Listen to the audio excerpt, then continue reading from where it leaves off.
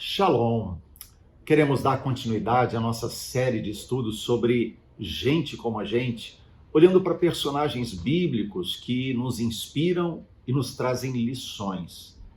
Hoje nós queremos falar sobre Sansão, um personagem conhecido e sua vida já foi usada para filmes no cinema, enfim, há muita coisa na vida de Sansão que inspira, mas também há muita coisa na vida de Sansão que nos serve de alerta. Por isso, hoje nós vamos estudar sobre esse que também é gente como a gente. Vamos orar? Pai, nós pedimos a Tua graça sobre nós, que a Tua bondade e misericórdia nos alcance durante esse estudo, para que ele se torne vida para cada um de nós, em nome de Jesus. Amém. Sansão, ele viveu numa época difícil, já que os filisteus haviam dominado Israel, estavam dominando Israel, Judá, já há muito tempo. E a Bíblia nos diz, lá em Juízes capítulo 13, que o Senhor entregou o povo, Israel, nas mãos dos filisteus. E isso por 40 anos. E é nessa época, durante esse período de dominação dos filisteus, que o Senhor vem e aparece a um homem chamado Manoá e a sua esposa e declara a eles que lhes daria um filho. E esse filho começaria a trazer libertação para o povo. A esposa de Manoá, ela era estéril, ela não podia ter filhos. E é interessante porque nós vemos alguns personagens na Bíblia que viveram a mesma experiência, porque Deus tinha plano específico para a vida daquele que estava sendo anunciado. Então vemos, por exemplo, Zacarias, que o anjo aparece para ele enquanto ele está no templo e anuncia que João Batista viria porque Deus tinha um plano, ele ia preparar o caminho do Senhor. Vemos também José e Maria receberam a visitação de anjos para proclamar para eles que Jesus iria nascer.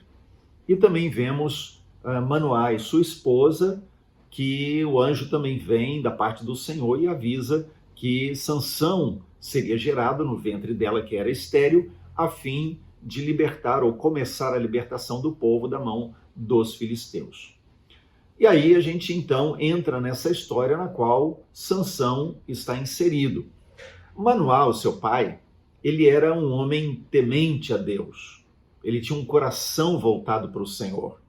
E ele vivia nesse tempo de declínio espiritual por causa dos filisteus. Vamos lembrar que a Bíblia diz que Deus entregou Israel nas mãos dos filisteus. E a gente encontra uma base bíblica para compreendermos essa verdade, esse princípio. Deus entregar o seu povo na mão dos inimigos.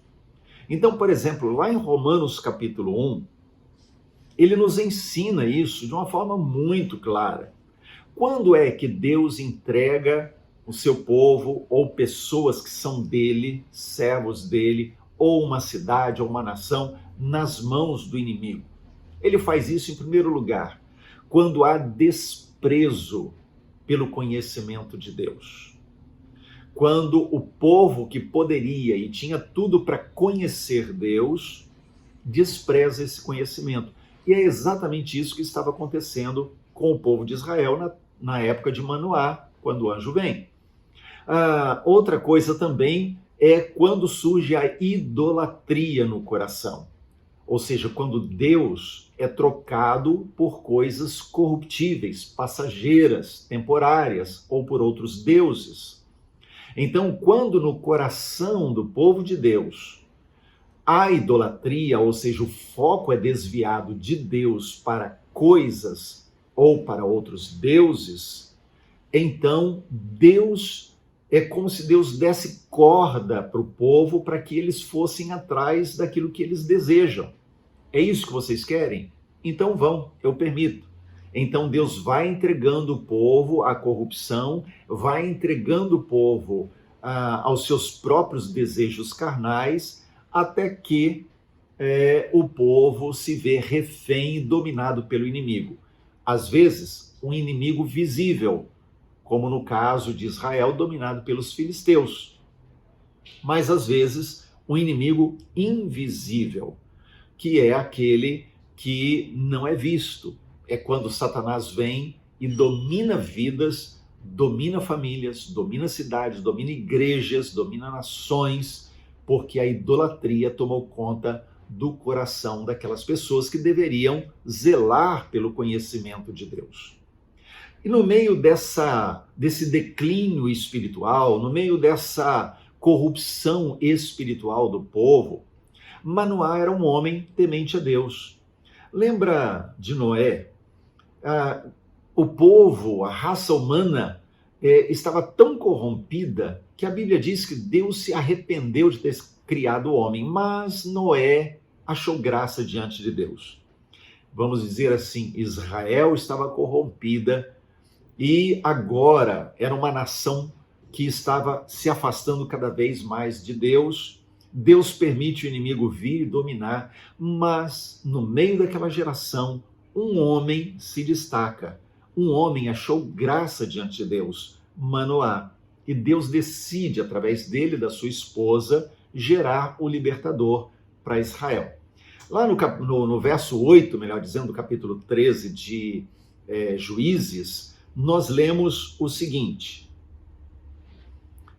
Então Manoá orou ao Senhor e disse: Senhor meu, rogo-te que o homem de Deus que enviaste venha outra vez e nos ensine o que devemos fazer ao menino que há de nascer. Uau! Que coração entregue! Ele tinha acabado de receber a notícia de que a sua esposa, estéril, teria um filho. E agora ele corre ao Senhor e vai orar e dizer: Senhor, me ensina a cuidar do meu filho. Essa precisa ser a atitude de todo pai, toda mãe. Precisa ser a inclinação de cada um de nós, constantemente estarmos: Deus, me dê sabedoria, Senhor, me ensina, Senhor, me mostra na tua palavra como eu posso criar e educar o meu filho. E foi exatamente o que Manoá fez. Isso demonstra o quanto o coração dele pertencia ao Senhor, o quanto o coração dele estava entregue a Deus. No entanto, e aí vamos fazer a ressalva, no entanto, o caráter de Sansão, ele foi se corrompendo aos poucos. E aos poucos, Sansão foi se afastando de Deus.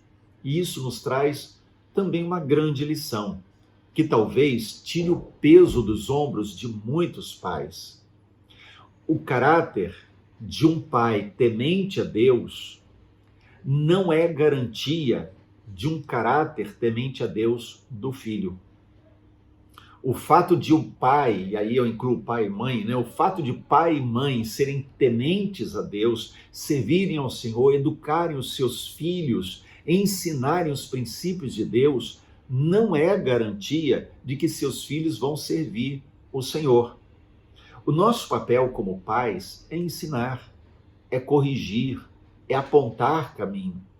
Mas se chegar a um determinado ponto da vida dos nossos filhos em que eles não queiram seguir o caminho ensinado, isso foge ao nosso controle. Até um determinado ponto, a criança, ela pode ser levada, obrigada, ela pode ser conduzida sem muita preocupação. Mas a partir de um determinado ponto, esse jovem, esse adulto, ele tem as suas próprias decisões, principalmente quando ele sai de debaixo da autoridade do pai e da mãe. Então ele vai tomar as suas próprias decisões e ele vai colher os frutos das decisões que ele próprio tomar. Então, filho de crente não é crentinho. Filho de crente é uma pessoa normal que precisa de salvação, senão vai para o inferno. Ele precisa de ensino, mas a decisão será sempre pessoal. Muitas vezes a falta de ensino dos pais pode levar os filhos a se desviar. Por isso, a gente não pode se guiar em amar, ensinar, conduzir, corrigir os filhos apenas para ter certeza de que eles vão andar nos nossos ensinos, nos caminhos do Senhor. Não, nós temos que amar, corrigir, ensinar os nossos filhos, independente da decisão que eles venham tomar no futuro. Independente se eles vão obedecer aquilo depois ou não. Porque fazemos por amor e fazemos para eles, porque os amamos. Se eles tomarem decisões diferentes, será responsabilidade deles no futuro. Então, independente do que eles venham a fazer com que ensinamos, o nosso papel é ensinar. Bom, Sansão nasceu e então houve uma consagração. Sansão, ele foi consagrado nazireu. E essa foi a direção que o Senhor havia dado a Manoá quando ele buscou ao Senhor. E a consagração do nazireu envolvia pelo menos 3 coisas importantes. Primeiro, não beber bebida alcoólica. Também alguns alimentos não podia ingerir, mas vamos focar nisso porque a vida de Sansão vai revelar algumas coisas. Então, não beber bebida alcoólica. Segundo, nunca tocar num cadáver ou carcaça de animal morto. Terceiro, não cortar o cabelo. Então aí, nesses 3 itens do pacto, da consagração, estava o segredo da força de Sansão. E aí, a Bíblia nos diz, lá no verso 25 do capítulo 13, que o Espírito do Senhor, então, começou a impelir, a motivar, a empurrar Sansão. Então, podemos dizer assim, além dos pais dedicados, Sansão tinha a seu favor a ação direta do Espírito Santo. Ele tinha sido consagrado para isso. Ele tinha sido consagrado ao Senhor. E o Espírito Santo, desde cedo, começou a agir na vida dele para que ele cumprisse o seu chamado. E não há melhor coisa do que isso. Ter os pais a nosso favor e o Espírito Santo agindo diretamente na nossa vida. Bom, aí o tempo corre e nós passamos do capítulo 13 de Juízes para o capítulo 14. E nessa mudança de capítulo, encontramos já no início do 14, o Sansão já adulto. Ele já não é mais aquela criança prometida, mas vemos um adulto. No entanto, vamos descobrir um adulto totalmente imaturo, cheio de atitudes infantis que comprometeram seriamente a sua vida e o propósito de Deus para a sua vida e para o povo, porque comprometeu também o povo. A primeira coisa que a gente encontra ali no capítulo 14 é que Sansão, ele se sentiu atraído fisicamente, sexualmente, por uma jovem dos filisteus. Então observa, a primeira coisa que vemos registrado do Sansão adulto é que ele está atraído pela aparência, atraído fisicamente por uma jovem dos filisteus, justo dos filisteus que dominava o povo e que ele deveria lutar contra, para desviar a opressão dos filisteus de sobre Israel. Então, veja bem, no capítulo 3, verso 1 diz 40 anos de domínio. No verso 5 diz que o chamado de Sansão era libertar Israel do poder dos filisteus. Mas nos versos 2 e 3 do capítulo 14, diz que Sansão chega no meio dos filisteus, vê uma jovem, e aí ele chega para o seu pai, para a sua mãe, que eram tementes a Deus, e diz assim, olha, eu vi uma mulher. Eu vi, ou seja, ele estava falando dos olhos, do seu olhar. Eu vi uma mulher das filhas dos filisteus. Tomem essa mulher por esposa para mim, porque somente dela eu me agrado. Então veja, Sansão, ele está concentrando seus olhos numa mulher e concentrando a sua vida, sua energia, seus propósitos nos seus olhos. Nesse momento, Sansão deveria estar pensando assim: olha, afinal de contas, eu fui chamado e consagrado, eu nasci para libertar o meu povo dos filisteus. Então eu não vou me aproximar. Eu gosto, ou melhor, eu me sinto atraído sexualmente por aquela menina, mas eu não vou me aproximar, porque ela não é dos filhos do Senhor, ela não serve ao Senhor, não é do povo de Deus, e se afastar. E é isso que acontece muitas vezes, o que aconteceu com Sansão, que acontece com muitos jovens, que não pensam, apenas olham, se sentem atraídos pela beleza, pelo exterior, às vezes até por uma qualidade interior, mas se esquece de que a sociedade, a associação com o incrédulo traz maldição, traz peso, traz resultados ruins na vida a curto, a médio e a longo prazo. Então essa atitude de Sansão revela talvez a sua maior fraqueza, a cobiça. Cobiça quer dizer querer o que não é certo, ou então querer o que é certo na hora errada, na quantidade errada, pelo motivo errado. Então, pelo que vemos na Bíblia, por essa sequência das suas atitudes, Sansão queria seguir os trâmites corretos, ou seja, ele viu, queria se casar, comunica aos pais e pede para que os pais a tomem por esposa. Mas ele não estava querendo uma coisa certa na hora errada, ele estava desejando e buscando uma coisa errada, porque ela era dos filhos dos filisteus, inimigos de Israel, contra quem o Senhor queria que ele se levantasse. Mas ele se deixou dominar pela cobiça dos olhos. Veja, Mateus capítulo 6 nos diz que os nossos olhos, eles são lâmpadas do nosso corpo. Se os nossos olhos forem bons, então todo o corpo será luminoso. Se os nossos olhos forem maus, ou seja, se eles forem colocados em coisas erradas, todo o corpo será trevas. Então, quando a gente olha isso lá em Mateus 6, a gente descobre uma verdade. Quando nós somos atraídos pelos olhos para coisas certas, o testemunho da nossa vida será luz, e Deus é luz. Mas quando nós começamos a colocar os nossos olhos e cobiçamos coisas que vemos, ou pessoas que vemos, apenas pelos nossos olhos, sem ser a vontade de Deus, o nosso corpo, a nossa vida vai testemunhar o quê? Trevas, porque Deus não vai estar naquilo.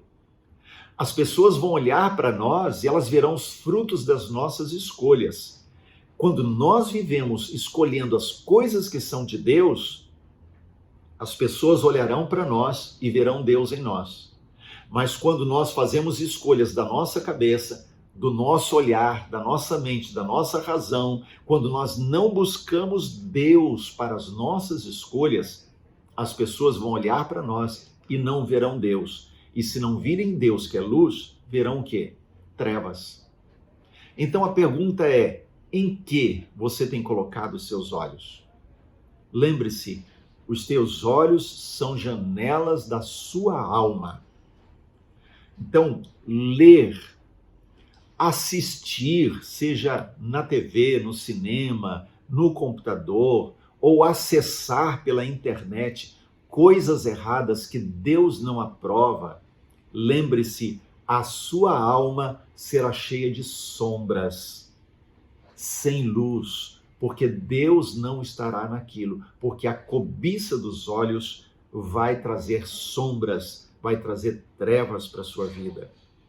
Sansão, ele cobiçou uma mulher. Então a sua cobiça era a sensualidade.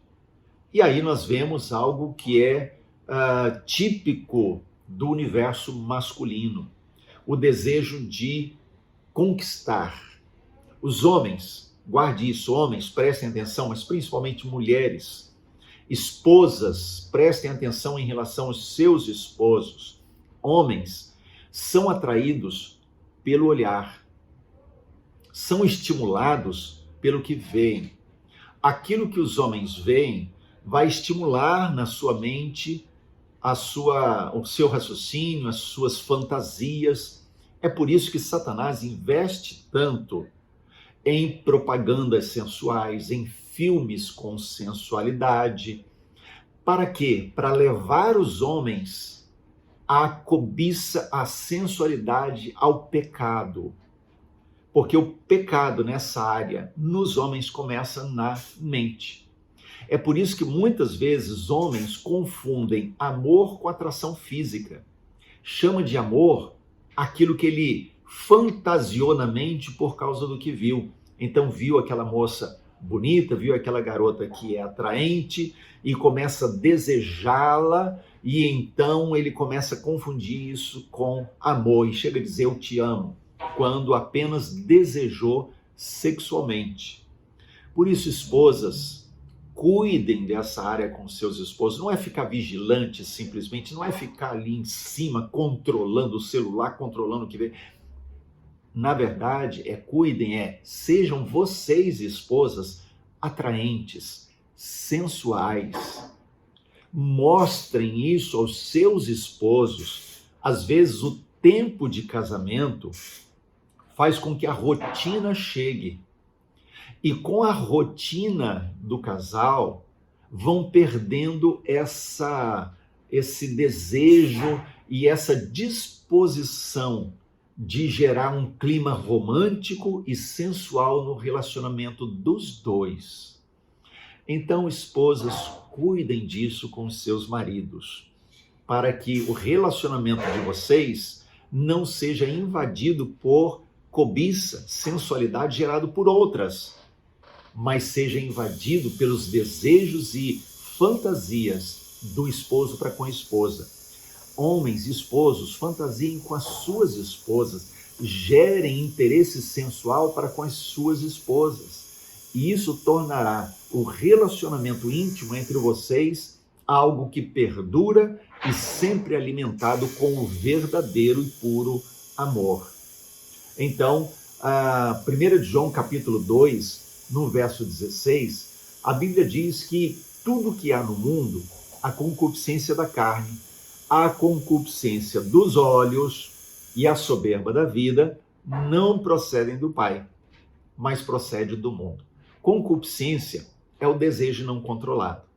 Ou seja, quando os olhos são colocados, e aí vamos tirar das questões puramente sexuais e vamos jogar, por exemplo, uma vitrine de uma loja, aquele sapato em que bateu os olhos e começa a cobiçar e desejar, às vezes na hora errada, não tem dinheiro. Mas eu jogo no cartão de crédito, deixo para depois. Eu vou parcelar esse sapato, esse chinelo em 10 vezes.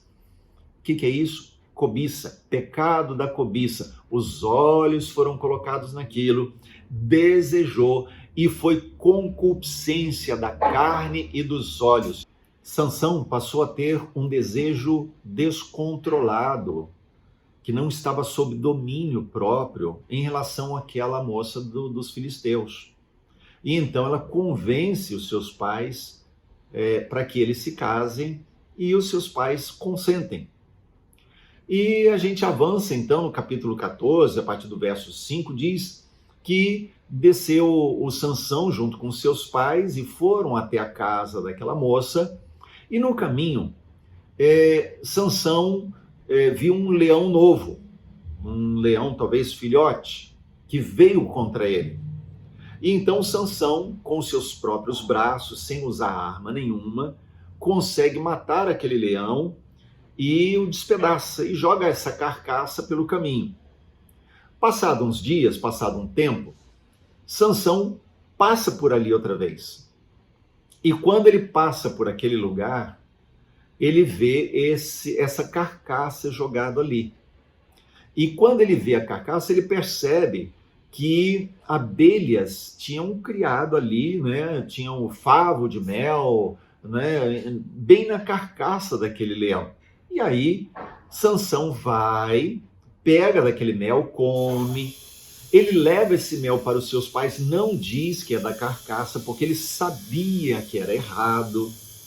E aí nós vemos algumas coisas. Em primeiro lugar, quando ele mata aquele leão, nós vemos que poderia ser ali para Sansão um sinal de chamado, a sua força descomunal. O Espírito Santo do Senhor se apossa de Sansão e gera nele aquela força que faz ele matar o leão. E ele deveria então se lembrar, eu tenho um chamado. E o papel dele era governar o povo e libertar o povo da mão dos filisteus. Mas ele estava apenas correndo atrás de satisfazer os seus desejos, as suas vontades, as suas fantasias, a ponto dele se esquecer do voto de Nazireu, da consagração de Nazireu, e pegar o mel da carcaça de um leão morto, coisa que ele não poderia pegar. Então ele estava constantemente fazendo coisas que não tinham nada a ver com o seu chamado. Ele estava se distraindo com outras coisas. Certa feita, ele começou a fazer brincadeiras com os filisteus, ele fazia enigmas para eles adivinharem, junto com 30 convidados do casamento, ele começa a fazer enigmas com eles. Veja, ele deveria ser o libertador de Israel, mas ele ficava fazendo brincadeiras de adivinhação com aqueles jovens filisteus. Ele estava apenas brincando. Isso quer dizer que Sansão, ele não estava levando a sério o seu chamado. Num outro momento, Sansão ateia fogo na plantação dos filisteus, por quê? Porque o pai da sua esposa havia dado ela para outro homem. Por que ele fez isso?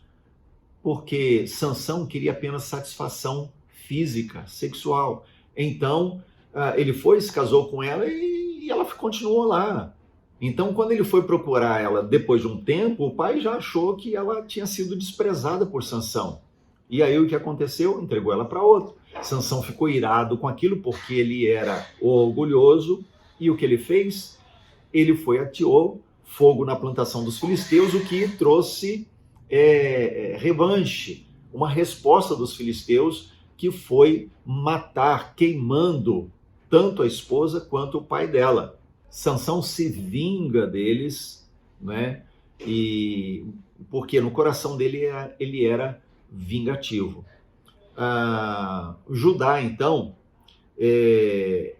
percebe que os filisteus se levantam em guerra, né? Os filisteus prepararam um exército e iam atacar Judá por causa da atitude do Sansão. E aí, quando os líderes de Judá vão perguntar, quer dizer, deveria ser Sansão liderando isso, mas ele não fez, ele deixou nas mãos dos outros. Quando eles foram saber dos filisteus porque eles queriam guerra, eles falaram pelo que o Sansão fez. Então, eles disseram, o que nós queremos é vingança, nós queremos Sansão amarrado e entregue a nós. E então, 3.000 homens de Judá foram até onde Sansão estava e o amarraram e o entregaram aos filisteus. E o que aconteceu? Sansão conseguiu se livrar e conseguiu matar 1.000 filisteus naquele momento. Com aquilo, se acendeu ainda mais a animosidade entre eles. Aí a vida de Sansão está descambando, né? Porque nós vemos que ele é um inconsequente, ele não tem seriedade, ele cresceu em tamanho, em força, mas não tinha sabedoria para o seu ofício de juiz. Tanto é que um tempo depois ele vai até Gaza, que é uma região dos filisteus, e ali ele encontra uma prostituta e ele se deita com ela. Ou seja, já tinha feito isso com aquela mulher, se casou com ela, agora é uma prostituta dos filisteus. Você já ouviu aquela frase, cabeça vazia, oficina do diabo? Pois é, isso se aplica a Sansão. Se a mente de Sansão estivesse ocupada com o seu chamado, se a mente de Sansão estivesse ocupada em fazer o que Deus mandou ele fazer, ele não teria feito tanta besteira. Mas como ele começou a ocupar o seu tempo e a sua mente com coisas que não tinham nada a ver, ele ficou vulnerável à ação do maligno. Lembre-se de uma coisa, o nosso caráter, ele é revelado quando nós sabemos que não seremos vistos, quando não achamos que não seremos pegos. Em outras palavras, nosso caráter é revelado quando a nossa mente ela não tem outro compromisso. Quando a nossa mente está sem compromisso de atuação. Então, quando você está sozinho, quando ninguém está te vendo, quando você pode pensar e fazer o que quiser e não vai ser pego, a sua mente trabalha em quê? O que polui a sua mente nessas horas? Sansão, infelizmente, se deixou dominar pelo pecado. Tanto é que depois da prostituta, ele se apaixonou por Dalila, uma mulher cujo caráter era extremamente comprometido. Tanto é que quando ele se apaixona por Dalila, os filisteus vão a ela e oferecem dinheiro para que ela entregue o segredo da força de Sansão. E o caráter dela é revelado porque ela aceita, ela pensa mais no dinheiro do que em Sansão, que se apaixonou por ela ou se sentia atraído por ela. E aí ela vai e tenta tirar o segredo de Sansão. E por 3 vezes, Sansão brinca com ela. Primeiro ele diz para ela, se eu for amarrado com 7 tendões frescos, a minha força se vai. Aí o que acontece? Ela conta para os filisteus, eles vão e prendem Sansão, amarra com tendões frescos. E aí ele se solta, porque não era aquilo. Na segunda vez ele, se eu for preso com 7 cordas novas. Depois, se as 7 tranças do meu cabelo forem feitas com teias. Enfim, ele dá 3 argumentos furados para Dalila e ela entrega isso para os filisteus.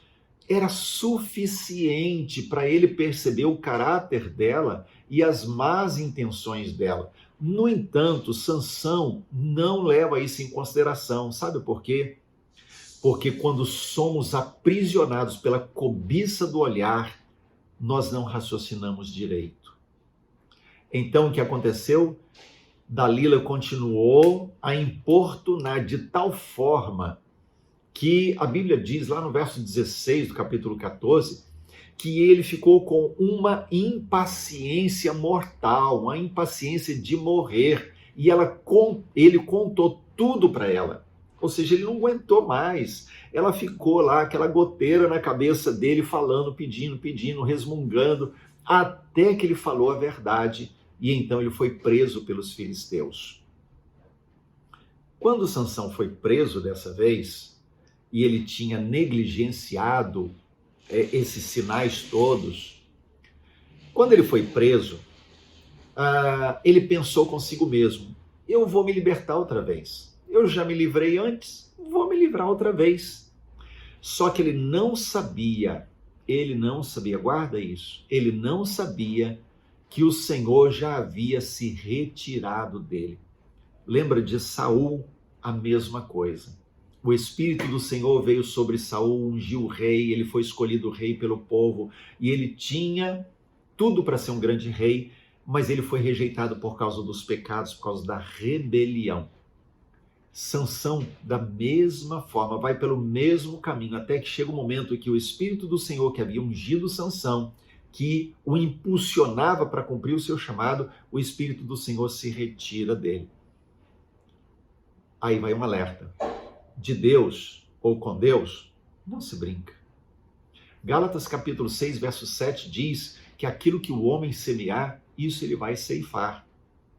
Então, Sansão, ele foi preso, teve os seus olhos vazados, os 2 olhos vazados. O que isso nos ensina? Sansão, que era vaidoso, prepotente, foi humilhado publicamente. Teve os seus olhos, que era a fonte da sua cobiça, teve os seus olhos vazados. Sansão se julgava extremamente esperto. Ele não orava para tomar as decisões, ele não pedia a sabedoria de Deus. Por isso a sua esperteza o levou à ruína, porque ele não dependia da sabedoria que vinha de Deus. Os filisteus o prenderam, fizeram uma festa para Dagom, o deus filisteu. E foi ali naquela festa, quando milhares de pessoas estavam naquele ambiente, que Sansão foi trazido para ser humilhado mais uma vez em público. Então ele pediu ao moço que o estava conduzindo, porque ele estava cego, para que ele fosse colocado entre as duas principais colunas daquele lugar, as colunas de sustentação. E então ele derruba aquilo, todo aquele prédio cai, e a Bíblia diz que morreram mais pessoas naquele momento em que Saul também morreu, ou seja, ele matou mais pessoas com a sua morte do que durante toda a sua vida. Aquilo que ele deveria fazer em vida ao longo de um ministério frutífero, que é destruir o inimigo, ele se tornou refém, e só na sua morte ele conseguiu matar mais filisteus. Sansão foi levantado para libertar o povo dos filisteus. Mas o tempo gasto com outras coisas, com brincadeiras, com os próprios filisteus, o deixou vulnerável. Lembre-se, eu e você também podemos nos tornar vulneráveis se não ocuparmos a nossa mente, o nosso olhar, o nosso tempo com as coisas que são realmente importantes da vontade de Deus. Deus não escolheu pessoas perfeitas. Deus não esconde as falhas de ninguém na Bíblia. Ele sabe que nós somos humanos, sabe que somos barro, sabe que somos falhos. Mas precisamos aprender com Paulo. O seu poder se aperfeiçoa na nossa fraqueza. Sansão se esqueceu disso. Ele não buscou em Deus e não orou. Mas eu e você ainda temos tempo. Busque ao Senhor. Se sente fraco, se sente impotente, se sente incapaz, essa fraqueza pode ser aperfeiçoada pelo poder de Deus em você.